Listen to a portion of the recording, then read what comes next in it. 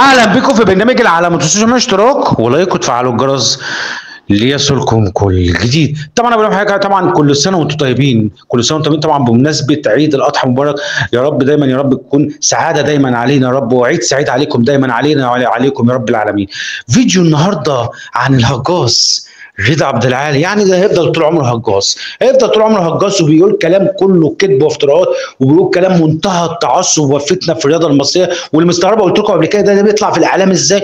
انا ما اعرفش. واحد بيعمل تعصب وفتنه كل يوم على هو مباشره على هو مشاهدين عادي جدا. فاللي زي ده بيحقد وبيغل وبيكره تجاه النادي الاهلي، لان الاهلي عمل له مرض نفسي وعمل له تعب نفسي وعمل له عقده نفسيه. فاللي زي ده بيحب يسير الجدل بكلام منتهى التعصب فتنه، بيحب الترند واللقطه. فطبعا هجاص طبعا هو بيقول كلام بشع عن النادي، كلامه غير محترم عن النادي، كلامه بينم عن التعصب فتنه. طبعا هو بيقول كلام كله كذب وافتراءات عن النادي، بيقول حاجات اصلا بيقول كلام اصلا مش موجود على ارض الواقع، بيقول حاجات اصلا من وحي خياله. فواضح الاهلي عمل له مرض نفسه وعمل له تعب نفسه وعمل له عقده من سنين يعني. فطبعا هجاص طبعا هو 100 وش بتاعه، ما عندوش شخصيه، ما عندوش مبدا في حياته، فهو منافق ومدلس وكذاب وهو بيكره وبيغل وهو بيحقد. والشر تجاه النادي الاهلي عملوا مشكله وعملوا عقده من سنين، لانه بيكره وبيغل تجاه النادي الاهلي. طبعا في فيديو، يعني في فيديوكم بجد والله العظيم حاجه في منتهى التعصب والفتنه وحاجه غير محترمه. تعالوا شوفوا معايا كده. لما مسك الاهلي جاب بطوله ولا ما جابش؟ ليه؟ انت لسه بتقولي الامكانيات، واخد بالك؟ تمام. والعوامل المساعده. يعني والله عايز اقول لك يا هجاص، يعني ده ايه الحقد والغل والكره تجاه النادي الاهلي وايه التعصب وفتنه على الهواء مباشره ده؟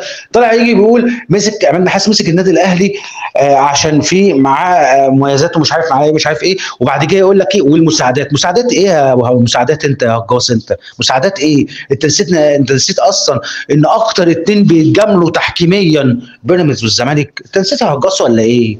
لو نسيت افكرك، لو انت بتنسى نفكرك على طول. لكن تيجي تقول مساعدات، هو الاهلي للدرجه دي عامل لك مرض نفسي قوي كده يا هجاص؟ لما تيجي تقول مساعدات وتدخل تقول مساعدات ايه الكره والحقد وايه التعصب والفتنه ده؟ ايه ده؟ يعني الحاجه اللي الواحد مستغربها اللي هو بيطلع امام مشاهدين بالكلام البشع ده ويقول لك بالمساعدات. مساعدات ايه؟ لو انت بتتكلم يا هجاص مساعدات، اكتر ناس كان الحكام بتساعدهم بيراميدز والزمالك، اكتر ناديين كانوا بيتساعدوا من الحكام. انت بتتكلم في ايه؟ فطبعا عشان كرهك وحقدك تجاه النادي الاهلي مخليك تقول اي حاجه، لانك انت بتكره وبتحقد جدا جدا تجاه النادي الاهلي وبتحب التعصب والفتنه جدا جدا جدا. فطبعا هجاص رضا عبد العال طبعا بيقول كلام مثير للجدل، وبيثير طبعا بالجدل طبعا بكلام التعصب والفتنه، وبيحب الترند واللقطه.